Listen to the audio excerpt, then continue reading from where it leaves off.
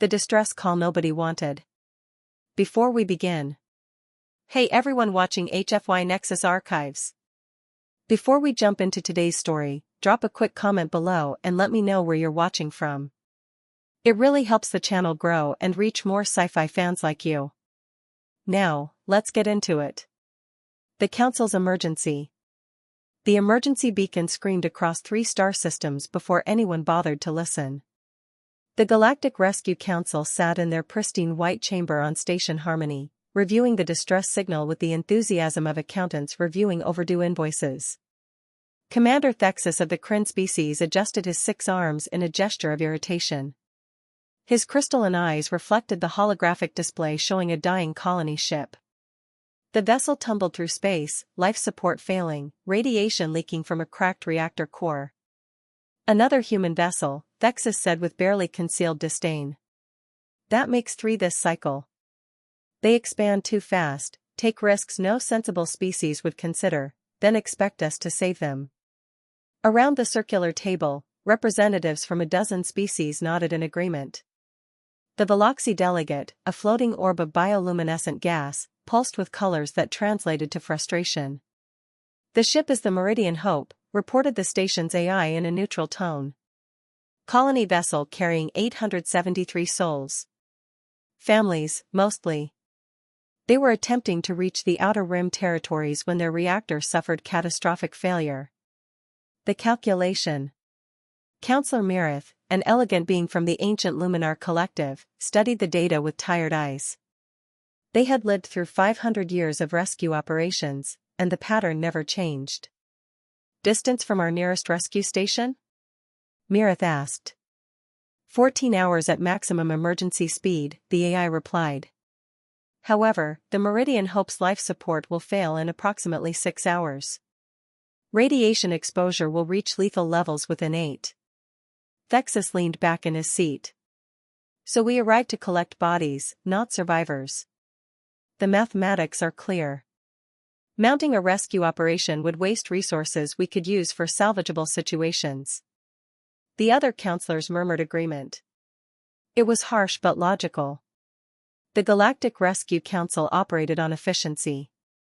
They saved who could be saved and mourned those who couldn't. Spending resources on impossible missions helped no one. What about other vessels in the area? Asked the Meridian representative, trying to find some alternative. The AI displayed a star map. Empty space stretched in all directions around the doomed colony ship. The nearest civilian vessel was 20 hours away. Too far. Too late. There is one ship within range, the AI added after a pause. Every head turned toward the display. The unexpected option. The human military frigate Defiant is currently 7 hours away, the AI continued. They responded to the distress beacon 47 minutes ago and are already en route at maximum speed. Thexus's crystalline eyes widened. One frigate? Against radiation, failing life support, and a cracking reactor core? What do they think they can accomplish? Probably die trying, the Veloxy delegate pulsed in colors of dark humor. You know humans. They don't understand when situations are hopeless. It's almost admirable in its stupidity. Mirith studied the data more carefully. The Defiant was a small vessel, crew of only 60. It carried basic rescue equipment but nothing designed for a disaster of this scale. The human ship would arrive just as the radiation reached critical levels. Should we warn them off? Someone asked. Tell them it's a lost cause? Thexus waved a dismissive arm. Let them try. When they fail, perhaps humanity will learn to calculate risks more carefully. We'll send our recovery teams afterward to collect whatever remains. The council voted. Unanimous decision to observe but not assist. It was the logical choice. The math didn't lie. What they didn't know was that humans had never been very good at math when lives were on the line. Captain Sarachen's ship. The bridge of the Defiant looked nothing like the sleek council vessels. It was cramped, functional, held together with welds and determination. Captain Sarachen stood at the center, eyes locked on the tactical display showing the dying colony ship. She was 42, short, muscular, with gray streaking through her black hair. 20 years in the merchant marine, then another 10 in the military, had taught her that regulations were suggestions and impossible was just a word. 7 hours to intercept, reported Lieutenant Marcus Webb from navigation. His young face was tight with stress. Captain, the radiation levels. I can read the display, Marcus, Sarah cut him off gently. How many people did you say were on that ship? 873 confirmed, answered Chief Engineer Kozlov from his station. The big Russian's hands never stopped moving across his controls. Including 216 children under age 12. Sarah's jaw tightened. 216 kids. Playing in corridors, learning in classrooms, probably scared out of their minds right now as alarms screamed and adults tried to hide their terror. Reactor status? She asked. Kozlov pulled up the data they'd received from the Meridian Hope's automated systems. Core breach in progress. Radiation flooding the aft sections. They've sealed the forward compartments, but it's only buying them time. 6 hours, maybe less, before the whole ship becomes a death trap. And our rescue capabilities? The chief engineer hesitated. That hesitation told Sarah everything. The impossible problem. Captain, Kozlov said carefully, our radiation shielding is military grade. We can handle close approach.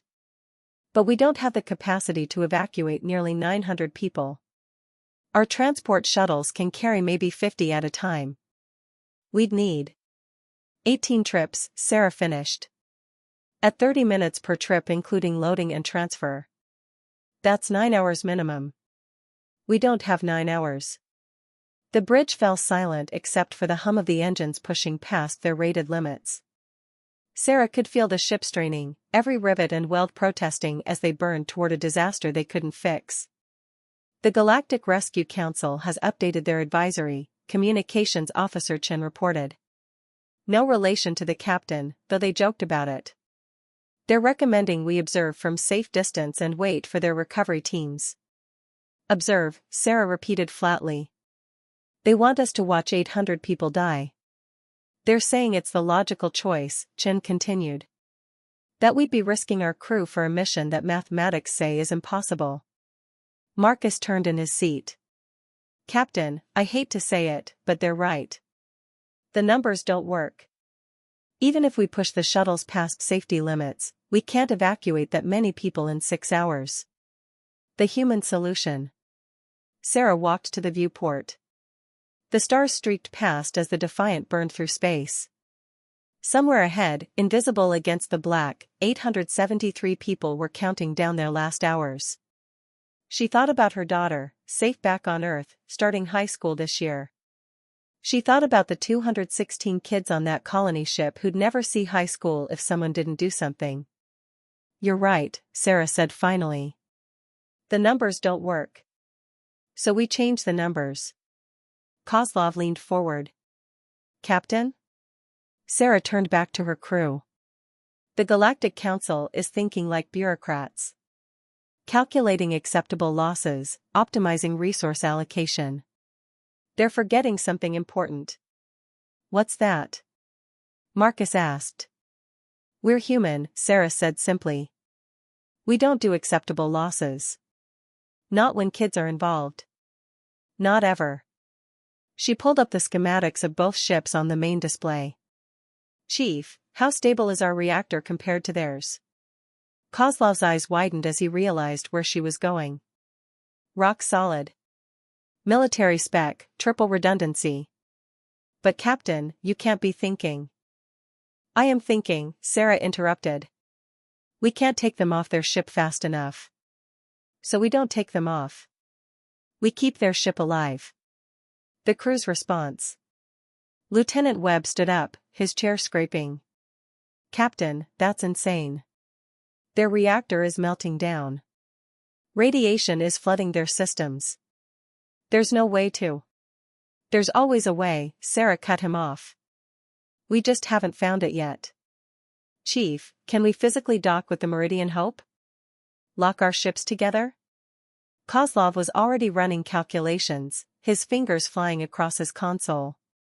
Yes, but can we extend our radiation shielding to cover their forward sections?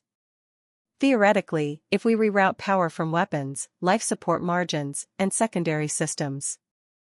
We'd be running on fumes, but yes, we could create a protective envelope around the inhabited areas. And their reactor, Sarah pressed. Can we stabilize it remotely? Keep it from going critical? The chief engineer pulled up more data. His expression shifted from skeptical to thoughtful. Maybe. If we lock our engineering systems together, flood their core with our coolant reserves, and use our magnetic containment to reinforce theirs, it's risky. Any fluctuation could cook both ships. But it's possible? Kozlov met her eyes. Captain, the Council is right about one thing. If this goes wrong, we all die. 63 people on this ship, plus the 873 on theirs. That's a lot of bodies. Sarah nodded slowly. It is. So we don't let it go wrong. She turned to Communications Officer Chen. Send a message to the Meridian Hope. Tell them help is coming and to prepare for emergency docking. Then send a message to the Galactic Rescue Council. What should I tell the Council? Sarah smiled grimly. Tell them humans have decided to change the mathematics. And they can either watch us fail or learn something about what rescue really means. The race against death. The Defiant burned harder. Kozlov diverted every spare watt of power to the engines. The ship shook with the strain, but it held.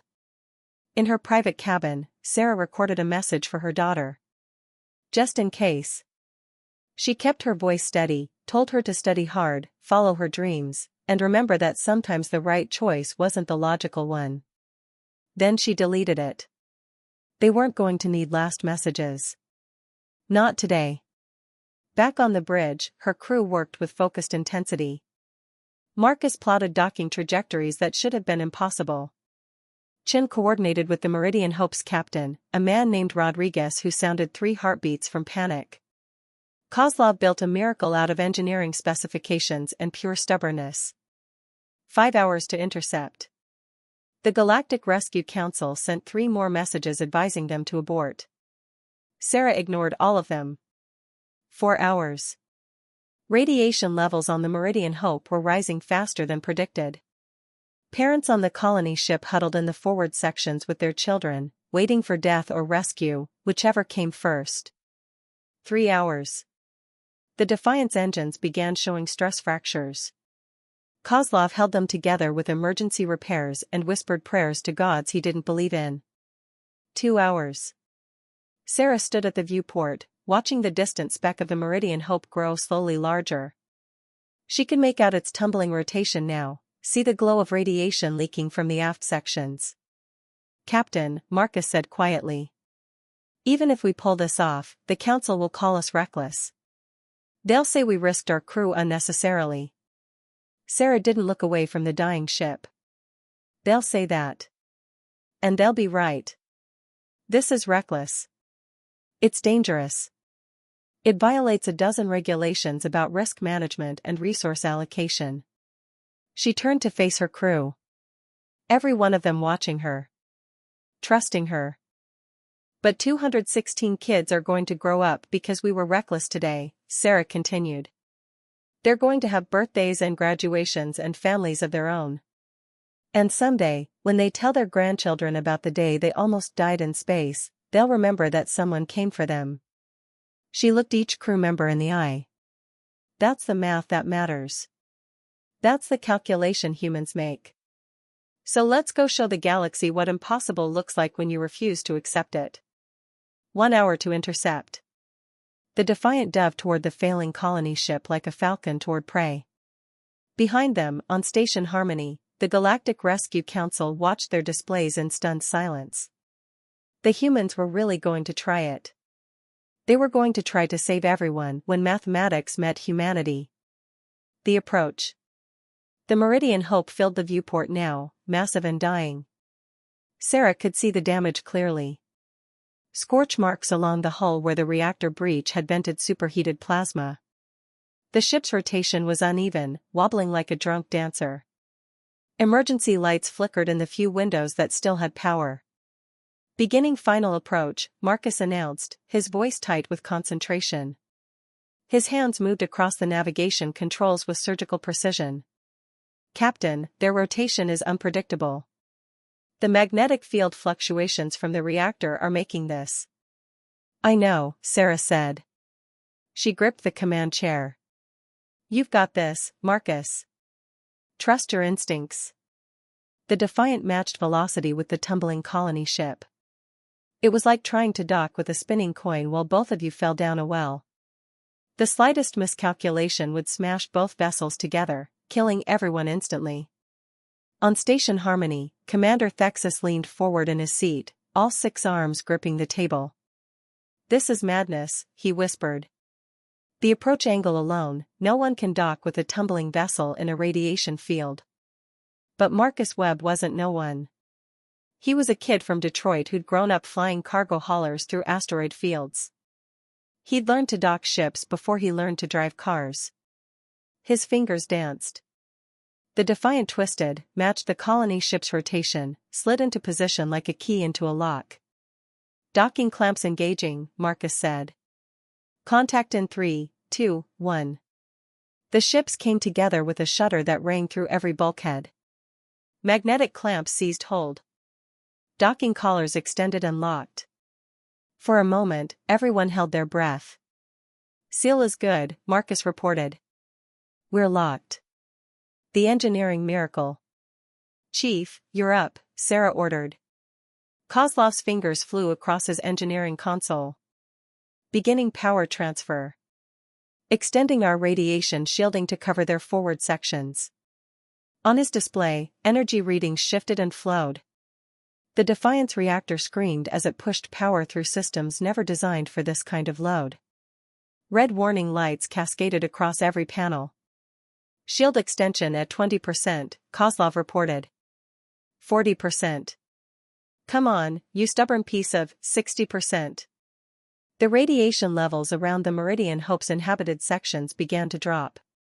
Not much, but enough. Enough to buy time. Life support link up next, Kozlov said.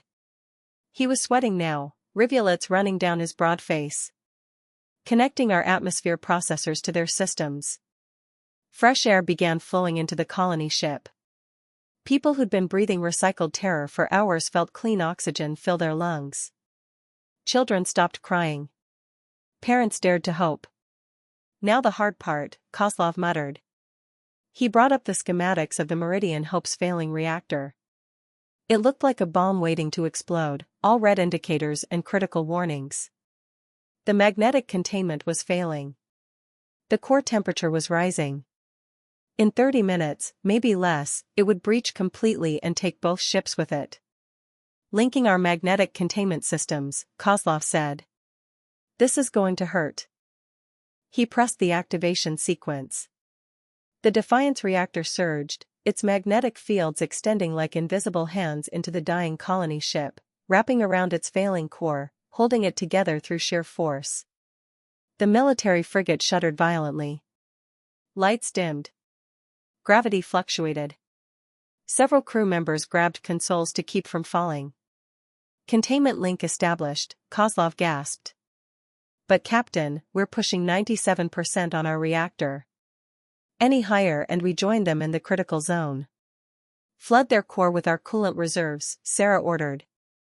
Ma'am, if we do that, we won't have enough coolant for our own reactor if something goes wrong. Sarah met his eyes. Then nothing goes wrong. Do it. Kozlov activated the coolant transfer.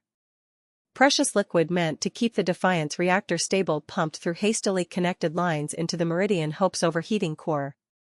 Temperature readings began to drop. Slowly. So slowly. Come on, Kozlov whispered. Come on, you beautiful bastard, cool down. The waiting game. On the Meridian Hope, Captain Rodriguez watched his displays with tears streaming down his face. The radiation levels were dropping. The temperature was falling. The magnetic containment was stabilizing. They were going to live. He activated the ship-wide comm all sections. This is the captain. The human military vessel Defiant has docked with us. They're stabilizing our reactor. We're going to make it. We're going to make it. The cheers that erupted could be heard through the connected hulls. 873 voices raised in joy and relief and desperate gratitude. In the school section, teachers hugged students. In the family quarters, parents held their children and sobbed. In engineering, Rodriguez's crew watched impossible numbers turn from red to yellow to green and wondered if they were hallucinating. Back on the Defiance bridge, Sarah monitored the stabilization process. Every minute that passed without an explosion was a small victory. Status, Chief? Reactor temperature on the Meridian Hope is down to 83% critical, Kozlov reported. 79%. 75%. Captain, I think it's working. Sarah allowed herself a small smile. Never doubted it for a second. Liar, Kozlov muttered, but he was grinning. The Council's revelation. On Station Harmony, the Galactic Rescue Council watched in absolute silence. Every counselor stared at their displays, at the impossible data streaming in from the rescue site. The human frigate had docked with a tumbling, radiation-soaked colony ship. It had extended its shielding to protect 800 people. It had stabilized a reactor in meltdown using nothing but determination and engineering that shouldn't work. The mathematics. Thexus said weakly. The calculations said this was impossible. Counselor Mirith leaned forward, their ancient eyes bright with something that might have been wonder. Perhaps, they said softly, humans calculate differently than we do. The Veloxy delegate pulsed with colors of confusion. But they're using principles we know. Physics we understand. There's nothing in their approach that's technically new. No, Mirith agreed. But they applied it all simultaneously, without regard for safety margins or regulations. They pushed every system past its limits because they decided the alternative was unacceptable. That's reckless, Thexus protested. Yes, Mirith said. It's also effective. On the displays, the Meridian Hope's reactor continued to stabilize. The temperature curve was dropping steadily now. The magnetic containment was holding. Against all odds, against all calculations, the impossible rescue was succeeding. How long have we been doing this? Thexus asked quietly. 500 years of galactic rescue operations. How many times have we looked at a situation like this and decided it was mathematically impossible? No one answered. They all knew the number. Hundreds of times. Maybe thousands. Ships abandoned. People left to die because the calculations said rescue wasn't feasible. And in 500 years, Thexus continued, how many times did we consider that maybe, just maybe, the mathematics were missing something? The revelation spreads. Captain Rodriguez activated a video channel to the Defiance bridge. His face appeared on Sarah's display, tear-streaked and exhausted but alive. Captain Chen, he said, his voice breaking. I can't, how do I thank you for this? Sarah shook her head. You don't thank me, Captain. You take care of those kids. You get them to their new home. You build something beautiful. That's all the thanks we need. Rodriguez nodded, unable to speak. Besides, Sarah added with a tired smile, we're not done yet. We've stabilized your reactor, but we still need to repair your engines. Can't have you drifting out here forever. Our engineering team is ready to assist, Rodriguez managed. Whatever you need. For the next 6 hours, crews from both ships worked together. Defiance engineers guided the colony ship's crew through emergency repairs. Parts were fabricated. Systems were rerouted. Slowly, impossibly, the Meridian Hope came back to life. When the colony ship's engines finally lit, people cheered on both vessels. The Meridian Hope had power again. It could limp to the nearest station for proper repairs. 873 people would see tomorrow. The aftermath. the Defiant prepared to undock. Both ships had been through hell, but both had survived. "Captain," Communications Officer Chen called out. "We're receiving a transmission from the Galactic Rescue Council. Commander Thexus wants to speak with you directly." Sarah straightened her uniform. "Put him through." Thexus's crystalline form appeared on the screen. For a long moment, he simply stared at her. Then, slowly, all 6 of his arms moved in a gesture Sarah's translator identified as profound respect. "Captain Chen," he said. "I owe you an apology. We told you this rescue was impossible. We advised you to abort. We watched expecting you to fail." "And?" Sarah prompted. "And you proved us wrong," Thexus admitted. "Not just wrong, but fundamentally mistaken about what's possible. You changed the mathematics by refusing to accept them." Sarah shrugged. "We just did what needed doing, Commander." "No," Thexus said firmly. "You did something more important. You showed us that we've been solving the wrong equation. We've been optimizing for efficiency and acceptable losses. You optimized for something else entirely." "What's that?" "Everyone lives," Thexus said simply. "You made everyone's lives the only acceptable solution, then worked backward from there. It's beautiful in its simplicity." Behind him, Counselor Mirith appeared on the screen. "Captain Chen, the Galactic Rescue Council would like to formally request human participation in our operations. We have much to learn from your approach." Sarah smiled. "We'd be honored, Counselor. But fair warning, our methods aren't always neat and tidy." "I'm beginning to think," Mirith said, "that neat and tidy isn't as important as we believed. Results matter more than process. And your results speak for themselves." The new standard.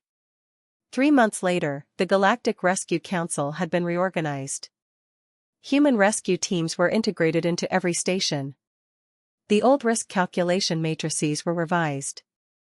New protocols were written with a simple premise: try the impossible first, accept defeat only when every option is exhausted. Sarah Chen was promoted to Admiral and put in charge of training. Her first lesson to new recruits from across the galaxy was simple. "Your instructors taught you to calculate risks," she told the assembled class. "To assess situations logically. To accept when something can't be done. That's all useful. But it's not enough." She pulled up footage of the Meridian Hope rescue. The tumbling approach. The impossible dock. The reactor stabilization that shouldn't have worked. "Sometimes," Sarah continued, "the math says people will die. The calculations say rescue is impossible. The logical choice is to watch from a safe distance and mourn the inevitable." She looked across the faces in front of her. Crystalline Kryn. Gaseous Veloxy. Ancient Luminar. And yes, a few young humans eager and determined. "That's when you remember," Sarah said, "that you're not here to solve equations. You're here to save lives. And lives don't care about mathematics. They care about people who refuse to give up. People who look at impossible and say, 'Watch me.'" The lecture hall was silent. "The Meridian Hope was carrying 873 people," Sarah said quietly. 216 of them were children. According to the old protocols, according to the calculations, all of them should have died. But they didn't. Because my crew decided that unacceptable losses are just that, unacceptable." She turned off the display. "That's your first lesson. In this line of work, there are no acceptable losses. Only challenges we haven't figured out how to overcome yet." Class dismissed. The legacy. Back on Earth, Sarah's daughter graduated high school with honors. She applied to the Space Academy, citing her mother's rescue of the Meridian Hope as her inspiration. In her entrance essay, she wrote about the day her mother taught the galaxy that sometimes the most logical choice is to ignore logic entirely. The essay ended with a simple line: "My mother proved that impossible is just a word. And words can be rewritten." She was accepted immediately. On the Meridian Hope, now safely settled on its colony world, a monument was erected in the central plaza. It showed two ships locked together, one supporting the other. The inscription read, "In memory of the Defiant and her crew, who taught us that family doesn't calculate odds, they just come when you call." Captain Rodriguez, now Governor Rodriguez of the thriving colony, made sure every child born on that world learned the story. How humans had risked everything to save strangers. How they'd changed the mathematics of rescue by refusing to accept any answer except success. And on Station Harmony, in the Galactic Rescue Council chambers, a new plaque hung on the wall. It showed a simple equation, written in human mathematics. Everyone lives equals the only acceptable solution. Commander Thexus walked past it every day. Every time, he paused. Every time, he remembered watching a human frigate do the impossible because someone decided the alternative was unacceptable. The galaxy was learning. Slowly, one impossible rescue at a time, they were learning that humans had brought something revolutionary to the stars. Not advanced technology or superior weapons or brilliant strategy. They brought the simple, stubborn belief that no one gets left behind. And mathematics be damned if it said otherwise. The epilogue. Years later, Sarah Chen stood on the observation deck of the brand new rescue carrier Meridian Hope II, named in honor of the ship that had changed everything. She watched her daughter, now Captain Chen, prepare for her first independent rescue mission. The younger Chen had her mother's determination and her father's patience. She'd graduated top of her class, mastered every rescue technique, and earned the respect of instructors from a dozen species. "Nervous?" Sarah asked. Her daughter smiled. "Terrified. But you taught me that fear just means something matters." "What else did I teach you?" "That impossible is negotiable," her daughter replied. "That calculations are suggestions, not commandments. That everyone lives is the only goal worth having." Sarah pulled her daughter into a hug. "Then you learned well. Go save some lives." Captain Chen saluted and headed to her ship. Sarah watched from the observation deck as the rescue frigate launched, streaking toward a distant distress beacon. Somewhere in the galaxy, someone needed help. Someone the old protocols might have written off. Someone the mathematics might have declared unsavable. But humanity had changed those protocols. Rewritten those equations. Taught the galaxy that rescue wasn't about what was feasible, it was about what was necessary. And for humans, saving everyone was always necessary. Sarah turned from the viewport with a smile. Her daughter would do fine. She'd learned the most important lesson: when someone calls for help, you come running. Even if it's impossible. Especially if it's impossible. Because that's what humans do.